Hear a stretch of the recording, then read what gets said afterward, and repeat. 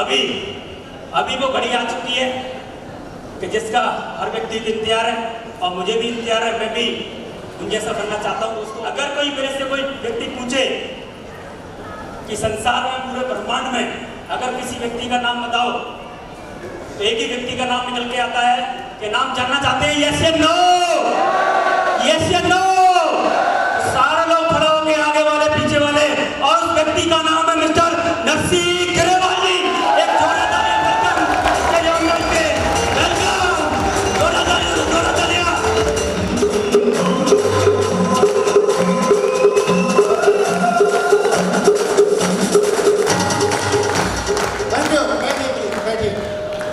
सारे लोग अपनी अपनी जगह बैठ जाएं प्लीज। दोस्तों नमस्कार, नमस्कार अम्बाला, नमस्कार चंडीगढ़, नमस्कार इंडिया। कैसे हम लोग? बढ़िया है। सबसे पहले मैं दिल की गहराइयों से मुबारकबाद देना चाहूंगा इंद्रपाल जी को और इंद्रपाल जी की पूरे के पूरे परिवार को, उनकी मैडम को, बच्चों को, उनके पिताजी को, उनके रिलेटिव्स को, सबको, कि आज एक शेर ने कुछ साल पहले डिसीजन लिया था कि मैं डायमंड बनकर दिखाऊंगा, जिंदगी में सफल होकर दिखाऊंगा, और आज सफल होकर दिखा दिया। मैं चाहूंगा उनके लिए और उनके परिवार के लिए जोरदार तालियां हो जाए दोस्तों। जोरदार जोरदार जोरदार जोरदार तालियां।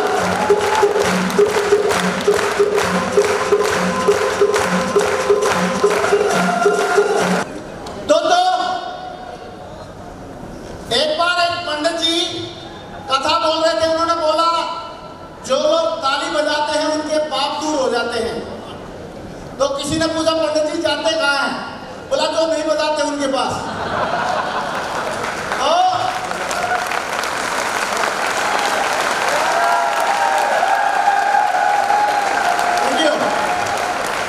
और दोस्तों मैंने सुना ताली जो लोग बजाते हैं उनकी सेहत, नंबर 1 तो उनको हार्ट अटैक कभी नहीं होता, नंबर 2 सेहत हमेशा फिट रहती है।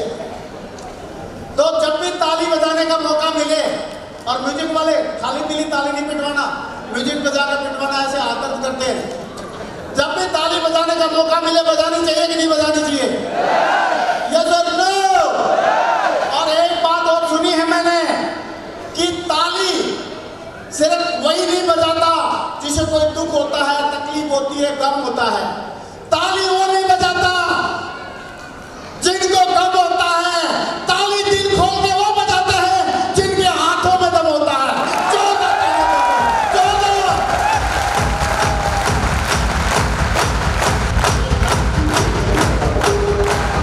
Thank you, thank you.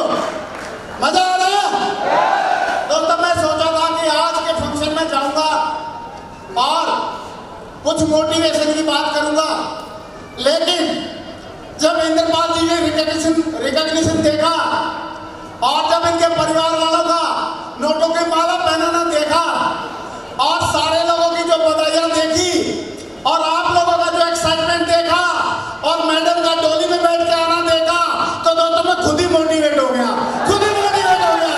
आप भी मोटिवेट हो गए कि नहीं?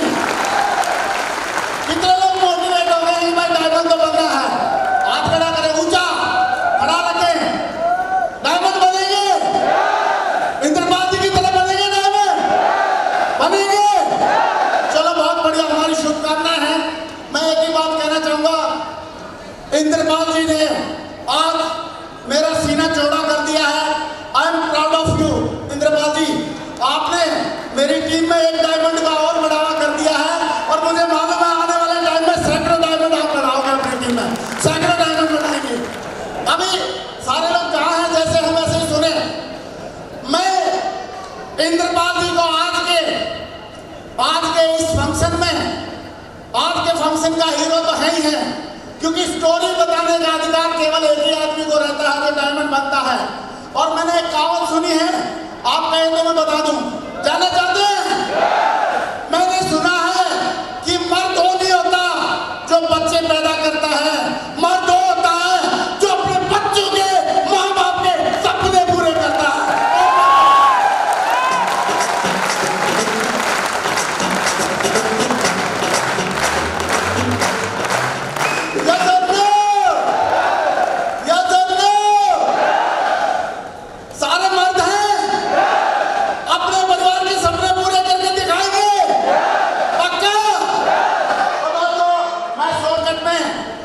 बताना चाहूंगा अपने बारे में।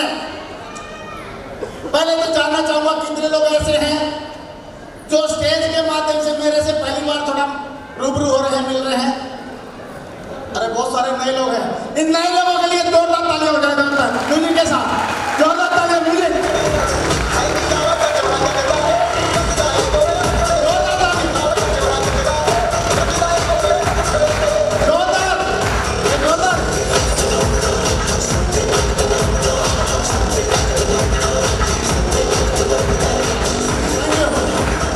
Thank you.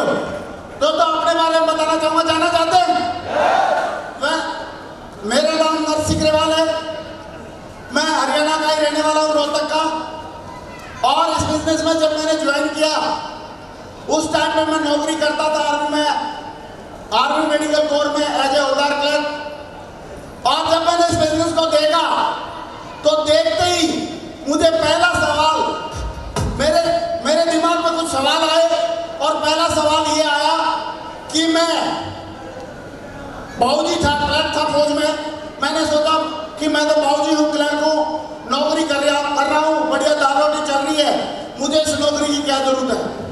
तो मेरे को जिसने प्लान दिखाया था, मेरे स्पॉन्सर ने, तो मैंने उनसे पहला सवाल यही किया कि मुझे साथ, मैं तो नौकरी कर रहा हूँ, मुझे ये सब करने की क्या जरूरत है। तो उन्होंने क्या जवाब दिया, जानना चाहिए? पक्का सारे जानना चाहते हैं? उन्होंने एक बात पूछी कि ग्रेवाल जी जरूरत क्यों नहीं है, ये बताओ, महंगाई बढ़ रही है घट रही है? मैं बोला सर महंगाई तो बढ़ रही है। लेकिन बोला फिर आपको कैसे लग रहा है कि आपको जरूरत नहीं है? तो मुझे कबीरदास जी का पुराना एक दोहा याद आया और मैंने बोला कि सर मैंने दोहा सुना है कि दाता इतना दीजिए जामे कुटुंब समाए, और मैं भी भूखा ना सोऊं साधु भूखा ना जाए। तो उन्होंने बोला कि ग्रेवाल जी ये दोहा पुराना हो गया है।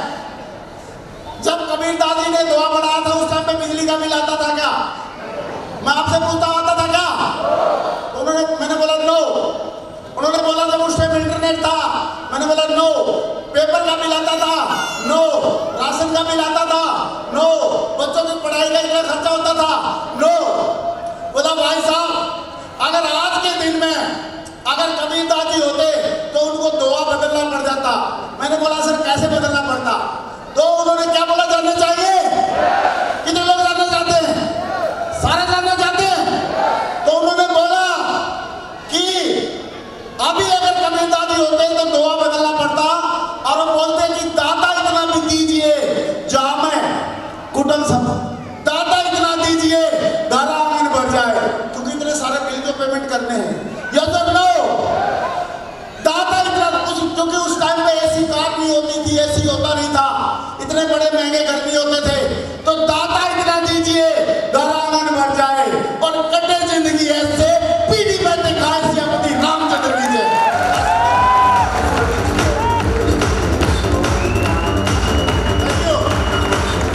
लेकिन मैं ठहरा नाड़ी आदमी, दो बातें। नंबर एक तो करेला ऊपर से नीच चढ़ा, नंबर एक तो फौजी ऊपर से जाट। समझ में आएगी बात? नहीं आई। मैंने बोला सर एक बात बताओ, अगर मेरे साथ में दो नहीं बने तो मेरा बिजनेस चलेगा क्या? क्या होगा मेरा?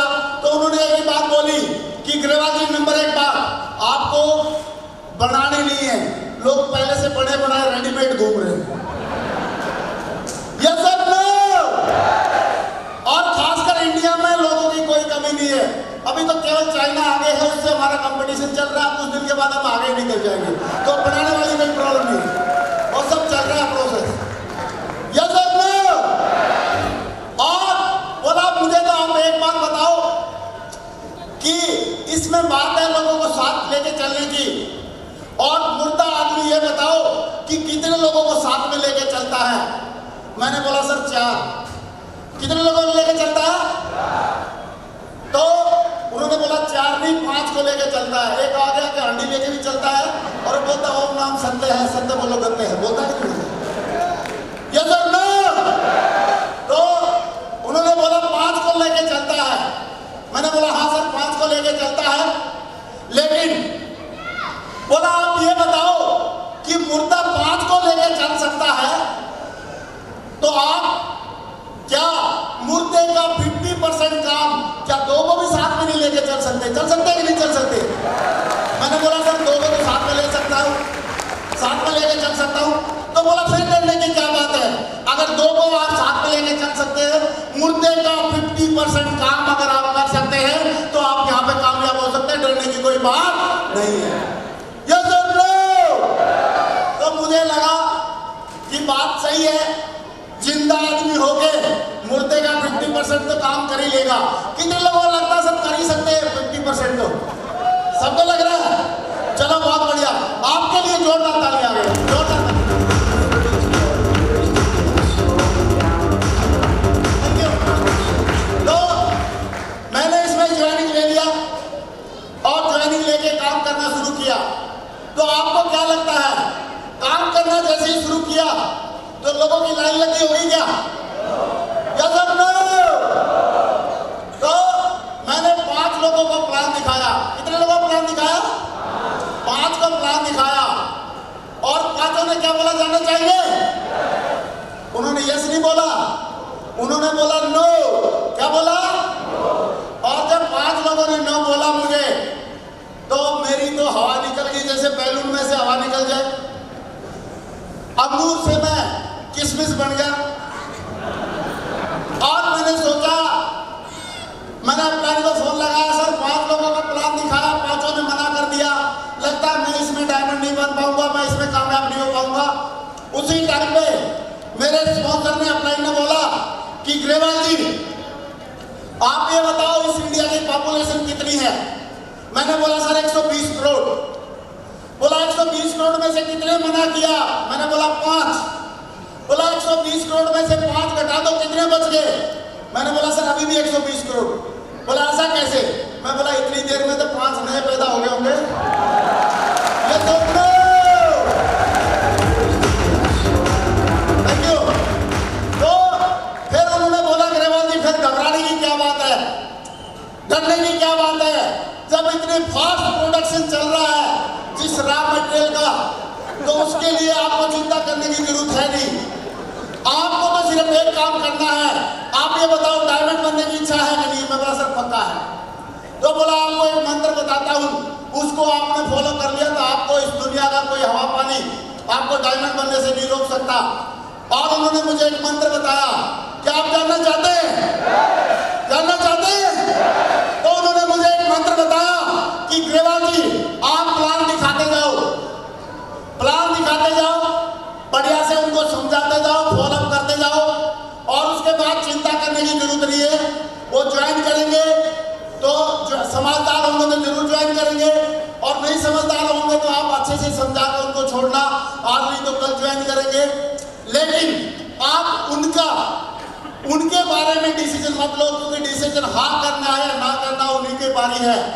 आपको सिर्फ एक काम करो कि आए तो बेस्ट नहीं तो नेक्स्ट, आए तो बेस्ट नहीं तो नेक्स्ट, आए तो बेस्ट नहीं तो नेक्स्ट, आए तो बेस्ट नहीं तो नेक्स्ट। आप बताते जाओ लोगों को कब आप डायमंड बन जाओगे, बताते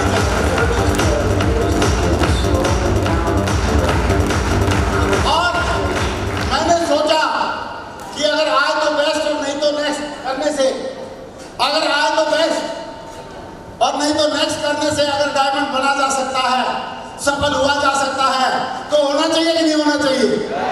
ये तो नो। आए तो बस नहीं तो नेक्स्ट कितने लोग कर सकते हैं? कर सकते हैं। तो इसका मतलब डायमंड भी बन सकते हैं। इन सारे डायमंड के लिए जोरदार तालियां बजाओ भाई, सारे डायमंड के लिए जोरदार तालियां।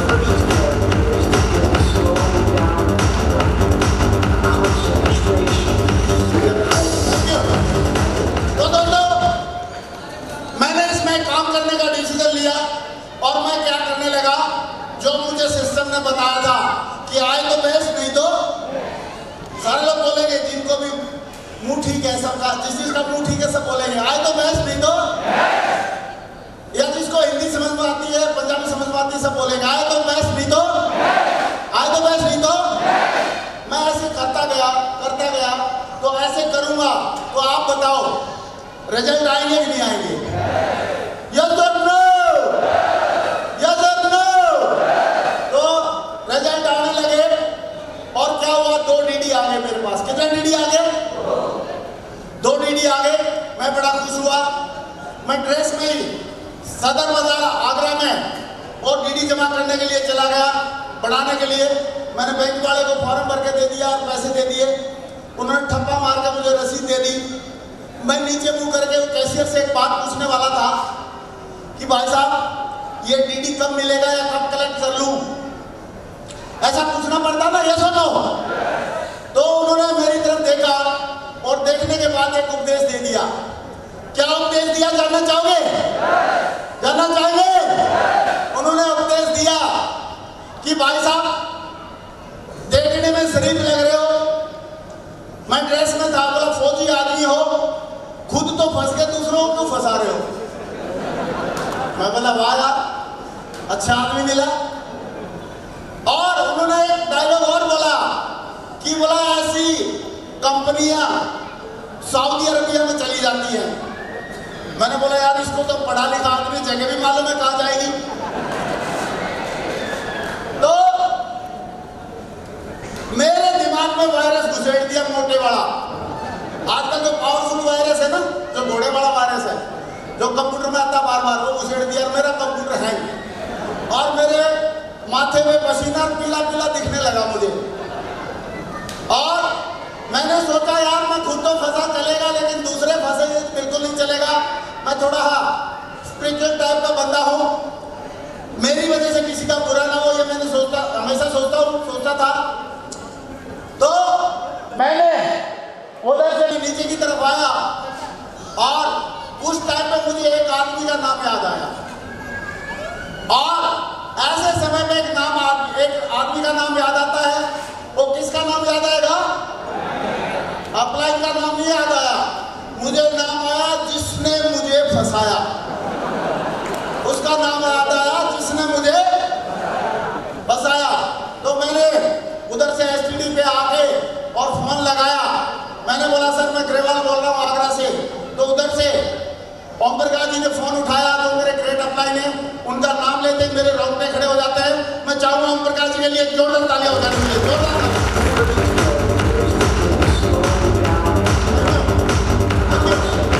अगर वो मुझे प्लान नहीं दिखाते तो शायद मैं आज इतने अच्छे लोगों से, खूबसूरत लोगों से मिल नहीं रहा होता।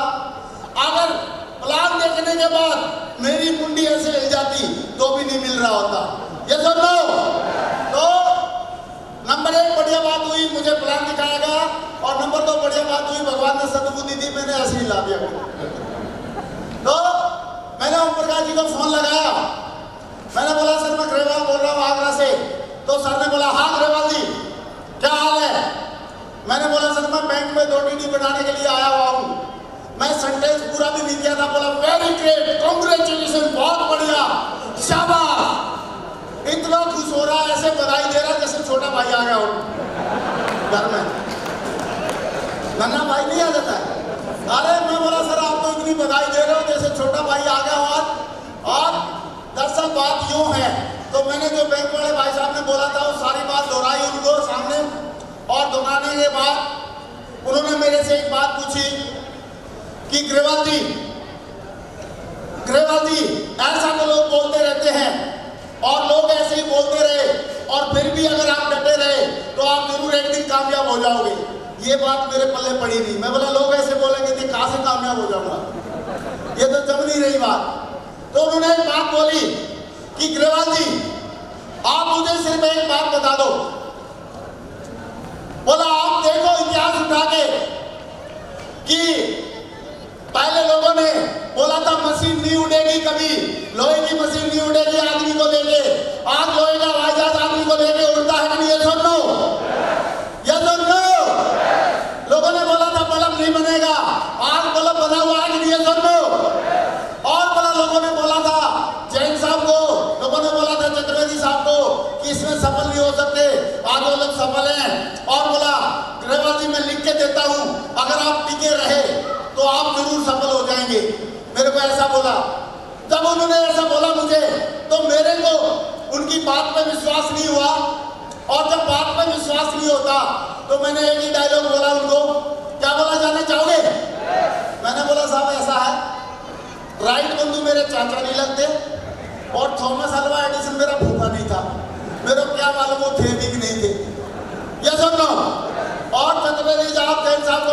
देखा नहीं, पता नहीं आप कैसे हवा में बात कर रहे हो, मैंने कभी देखा नहीं और ये बात मुझे समझ नहीं आ रही है, हजम नहीं हो रहा है।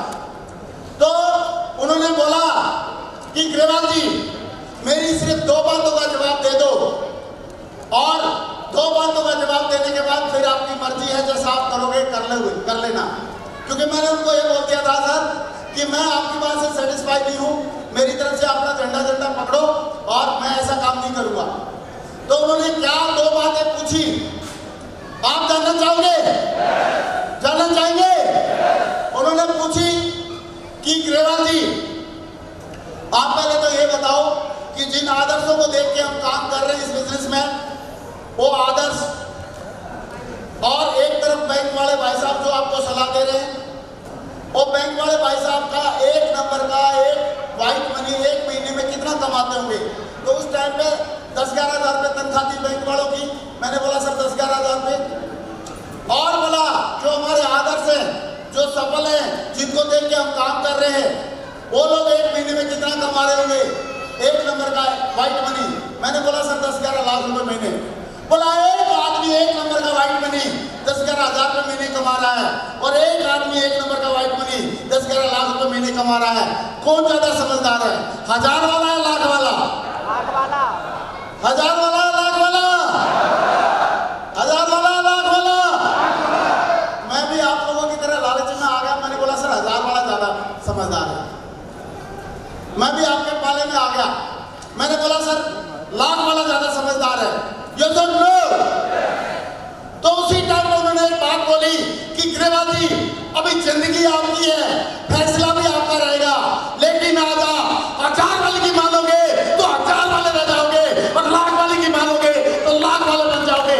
जिंदगी आपकी है, फैसला आपका, जो भी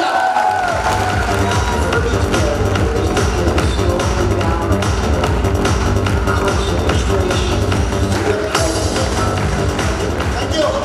और मैंने सोचा कि यार 2 ऑप्शन है मेरे पास, या तो 1000 वाले की मानो या लाख वाले की मानो। अगर आप मेरी जगह होते तो किसकी मानते?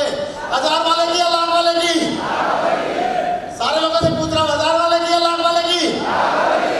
और मैंने उस टाइम पे सोचा और मुझे एक स्टोरी याद आई कि एक बार एक पेड़ के ऊपर नदी थी, नदी के किनारे में एक पेड़ था जो नदी में झुका हुआ था, उसमें कुछ बंदरिया बैठे हुए थे। उसी टाइम आकाशवाणी हुई कि जो बंदर या बंदरिया नदी में छलांग लगाएगा वो राजकुमार या राजकुमारी बन जाएगा। तो उस टाइम पे सारे बंदर सत्ते में आगे देखते रहे, एक बंदरिया ने छलांग लगा दी और वो राजकुमारी बन के नदी में से बाहर निकल गई। तो एक दूसरा राजकुमार वहां पेड़ के नीचे आराम कर रहा था, उसने पूछा कि आकाशवाणी सभी बंदरों के लिए हुई थी, आपने अकेले ने छलांग कैसे लगाई? तो राजकुमारी ने क्या बोला, जानना चाहोगे? जानना चाहिए? राजकुमारी ने बोला कि आकाशवाणी में ये बोला था आप राजकुमार या राजकुमारी बन जाओगे, ये नहीं बोला था कि गधा बन जाओगे या चूहा बन जाओगे, ऐसा नहीं बोला था। और मैंने सोचा क्यों ना मैं छलांग लगा दूं, क्यों ना मैं छलांग लगा दूं, राजकुमारी बन गई तो बढ़िया है, नहीं तो बंदरिया तो हुई।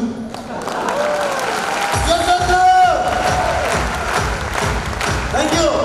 और उस टाइम पे यही मैंने सोचा कि भाई मुझे 2 ऑप्शन है, 1000 वाले की बात माननी है या लाख वाले की बात माननी है। अगर लाख वाले की बात मानता हूं, कोशिश करके देखता हूं, पूरी मेहनत करूंगा, मेहनत करने में हम लोग पीछे हैं नहीं, पूरी मेहनत करूंगा और मेहनत करके काम करने के बाद अगर मैं लाख वाला बन गया तो बढ़िया है, नहीं तो 1000 वाला तो हुई। तो दोस्तों उस टाइम पे मैंने डिसीजन लिया और इसमें काम करना शुरू किया। तो thanks to Safe Shop, thanks to मेरे great upline, thanks to this opportunity. आज की डेट में जो 8000 रुपये महीने कमाता था वो बंदा आज की डेट में इस सिस्टम, इस अपॉर्चुनिटी की वजह से कोई ऐसा महीना नहीं जाता जिस महीने में 13 से 14 लाख रुपए महीने नहीं कमाता हूं। 13 से 14 लाख।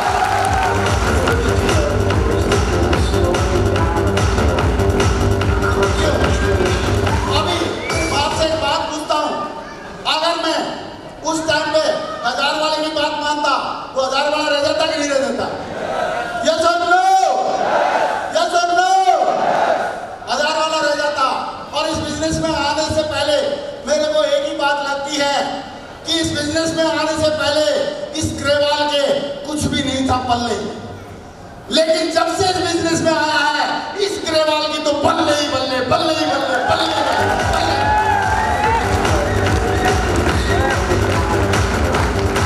Thank you. हम लोग भी चाहते हैं हमारी बल्ले बल्ले हो जाए, चाहते हैं तो इंद्रपाल जी की तरह डायमंड बनना पड़ेगा। एक बात और बोलूंगा, लोग दोस्तों जोर तो नौकरी में भी लगाना पड़ता है, यस और नो, लेकिन वहां पर सपने पूरे नहीं होते। मैंने देखा है कि काम करने से और पसीना बहाने से आज तक कोई डूबा नहीं है, तो हम भी काम करके पसीना बहा के सक्सेस ले सकते हैं, यस और नो। और प्राइवेट जॉब और गवर्नमेंट जॉब आजकल तो हर एक जगह टारगेट है, होते कि नहीं होते हैं। एक बंदा जॉब वाला, क्योंकि मैं भी जॉब में था, टॉयलेट में बैठा था, क्योंकि गवर्नमेंट जो क्या बोलते हैं, जो प्राइवेट जॉब होती है तो वहां पर ज्यादा टारगेट देते हैं। टॉयलेट में बैठा था और थोड़ा जोर लगा रहा था, तो उसी टाइम में उसने सामने लिखा हुआ देखा कि जितना जोर भाई साहब टॉयलेट में लगा रहा हो, इतना अगर कंपनी की वर्किंग में लगाते हैं कंपनी प्रॉफिट में चली जाती है।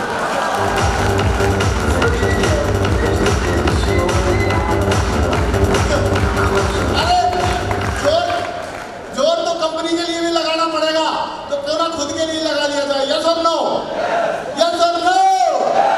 लेकिन दोस्तों एक लाइन में और बताना चाहूंगा, इस ग्रेवाल की कोई औकात नहीं थी, सारा का सारा जो है इस सिस्टम का है।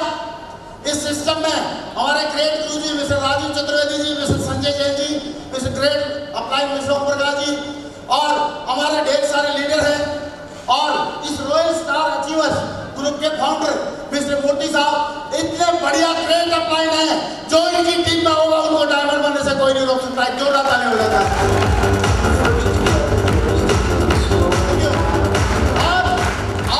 लोग बैठे हैं, मैं बताना चाहूंगा मुझे प्राउड फील होता है, आपके पास कितनी बढ़िया लाइन ऑफ स्पॉन्सरशिप एलओएस है। मिस्टर सन्नाम जी हमारे बैंक मैनेजर साहब हैं, एडवोकेट नावल साहब जी जो हमारे ग्रेट डायमंड हैं, सुनील जी और आशीष जी, और अभी नए ताजा न्यू ब्रांड अभी पैकेट भी नहीं खोला है, इंद्रपाल जी। इतने बढ़िया लाइन है, उन लोगों का बड़ा काम होगा कि नहीं होगा, यस और नो, यस और नो। दोस्तों मेरे अंदर ताकत नहीं थी, ताकत है इस सिस्टम की, और सिस्टम की ताकत समझाने के लिए मैं एक लाइन में पूछूंगा कि पहले तो पूछना चाहूंगा कितने लोगों ने चीटी देखी है, चीटी हाथ खड़ा करें। कुछ लोग इंग्लैंड से हैं, उन्होंने चीटी भी देखी, चीटी भी नहीं देखी, हाथ नहीं खड़ा कर रहे, चीटी तो देखी होगी, खड़ा कर लो। थैंक यू, आपकी जनरल नॉलेज बढ़ गया। अभी चीटी को एक यहाँ से लेके वहां तक जाने के लिए बोला जाए तो कितना टाइम लग जाएगा, वहां से लेके लास्ट तक जाने के लिए बोला जाए कितना टाइम लग जाएगा, 5-7 मिनट लगेगी, यस और नो। लेकिन अगर उस चीटी को बोला जाए यहाँ से रेलवे स्टेशन जाना है चंडीगढ़ वाला, तो महीनों लगेंगे। और उस चीटी को बोला जाए कि तेरे को बॉम्बे जाना है, तो जा पाएगी, जा पाएगी, नहीं जा पाएगी। क्यों नहीं जा पाएगी, क्योंकि इतनी उसकी उम्र नहीं है और स्पीड उसकी स्लो है।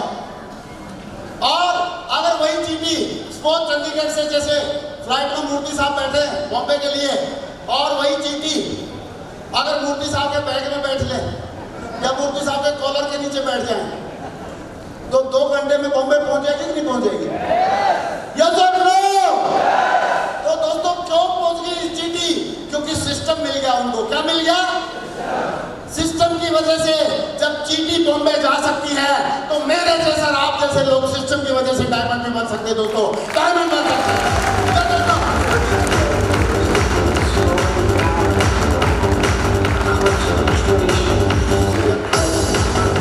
Thank you, thank you. दोस्तों जा सकते हैं। और लास्ट में एक बात और कहूंगा और मैं अपने शब्द को विराम दूंगा कि आपकी आज चौधरी साहब और नावल जी और आशीष जी, सुनील जी, सन्नाम जी, मूर्ति साहब और अभी इंद्रपाल जी भी आगे डायमंड क्लब में ऐसे लाइन ऑफ स्पॉन्सरशिप डायमंडशिप आपके साथ में है। ये सारे के सारे लोग आने वाले टाइम में इनके साथ में हजारों डायमंड होने वाले हैं। अगर आप लोगों ने इनका हाथ पकड़ा रहा तो आप लोगों को डायमंड बनने से कोई नहीं रोक सकता। और ये जो बिजनेस है, मैं चाहूंगा, ये बिजनेस है, बहुत बड़ा बिजनेस है, जितना हम सोच के बैठे उससे ज्यादा का बिजनेस है। आप ये बताओ मुझे, वही एक डायलॉग में दोहराऊंगा कि गाय या भैंस क्या देती है? क्या देती है? दूध देती है। कितने लोगों को मालूम है दूध देती है? थोड़ा हाथ खड़ा करो। अरे कई लोगों को मालूम नहीं दूध भी देती है कि नहीं देती। चलो ठीक है, गाय दूध देती है, लेकिन मैं बताना चाहूंगा गाय दूध देती नहीं है या भैंस दूध देती नहीं है, क्योंकि ऐसा कभी नहीं हुआ कि शाम के 5 बजे और गाय आई या भैंस आई और बाल्टी भर के चली गई। ऐसा होता है क्या? निकालना पड़ता है। क्या करना पड़ता है? निकालना पड़ता है। और ये जो बिजनेस है, ये जो सिस्टम है, 8 लाख रुपए महीने की भैंस है, 10 लाख रुपए महीने की भैंस है, एक आईडी पे 8 से 10 लाख रुपए कमाए जा सकते हैं। और इस सिस्टम में मेरी खुद टीम में 25 से 30 लोग और आज की डेट में 170 डायमंड इसकी तरफ बढ़े हैं। तो जब वो कर सकते हैं तो बाकी भी मर्द के बच्चे हैं, वो भी कर सकते हैं कि नहीं कर सकते? कितने लोग बोलते हैं साहब 2 लाख रुपए सप्ताह का दूध निकाल के दिखाएंगे, निकाल के दिखाएंगे? पक्का? चलो एक जोरदार तालियां हो जाएगी।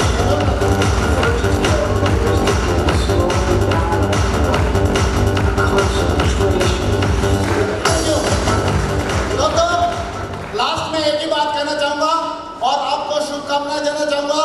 जब इतने सारे लोग आपके एलओएस में लोग हैं, वो कर सकते हैं, मैं कर सकता हूं, इंद्रपाल टाइगर कर सकता है, तो बाकी सारे लोग भी कर सकते हैं। यस और नो? यस और नो? कर सकते हैं तो करना चाहिए कि नहीं करना चाहिए? करना चाहिए। पक्का? तो दोस्तों मैं एक ही बात कहना चाहूंगा कि अगर आपने कोशिश किया, अगर आपने मेहनत किया, तो यहां से डायमंड बनने से कोई नहीं रोक सकता। और फिर बात वही दोहराऊंगा कि इसके 5 मंत्र हैं सफल होने के। और पहला मंत्र है काम तो करना, दूसरा मंत्र है काम तो करना, और तीसरा मंत्र है काम तो करना, और चौथा मंत्र है काम तो करना, और 5वां मंत्र भी यही है, ऊपर वाले चारों करने पड़ेंगे। काम तो करना,